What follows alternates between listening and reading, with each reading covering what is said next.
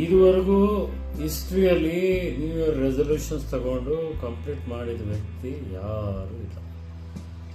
ಸುಮ್ಮನೆ ನಾಮಕಾವಸ್ಥೆ, ನಾನು ಇದು ಮಾಡ್ತೀನಿ, ನಾನು ಜಿಮ್ಗೆ ಹೋಗ್ತೀನಿ, ನಾನು ಕೆಟ್ಟ ಅಭ್ಯಾಸಗಳನ್ನ ಬಿಡ್ತೀನಿ, ನಾನು ಕುಡಿಯೋದು ಬಿಡ್ತೀನಿ, ನಾನು ಸಿಗರೇಟ್ ಬಿಡ್ತೀನಿ, ನಾನು ಗುಟ್ಕಾ ಬಿಡ್ತೀನಿ, ಅದು ಬಿಡ್ತೀನಿ, ಇದು ಬಿಡ್ತೀನಿ, ಸುಳ್ಳು ಹೇಳೋದು ಬಿಡ್ತೀನಿ, ನಿಜ ಮಾತಾಡ್ತೀನಿ, ಎಲ್ಲ ರೆಸಲ್ಯೂಷನ್ಸು ಮೊದಲನೇ ತಿಂಗಳವರೆಗೂ ಒಂದು ಮಟ್ಟಿಗೆ ಸುಮಾರಾಗಿ ಫಾಲೋ ಮಾಡ್ತಾರೆ.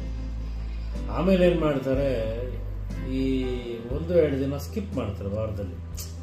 ಇವತ್ತು ಪರವಾಗಿಲ್ಲ ಬಿಡು, ಇವತ್ತು ಮಜವಾಗಿ ಒಂದು ಚಿಲ್ಡ್ ಬಿಯರ್ ಹಾಕಿ ಮಲ್ಕೊಬಿಡೋಣ ಅಂತ ಶುರು ಮಾಡ್ಕೋತಾರೆ.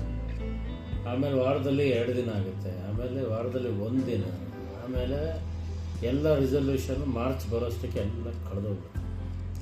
ಸೊ ರಿಸಲ್ಯೂಷನ್ ತಗೊಳ್ಳೋದಕ್ಕೆ ನ್ಯೂ ಇಯರ್ ದಿನಾನೇ ಆಯ್ಕೆ ಮಾಡ್ಕೋಬೇಡಿ. ಅಟ್ಲೀಸ್ಟ್ ಒಂದು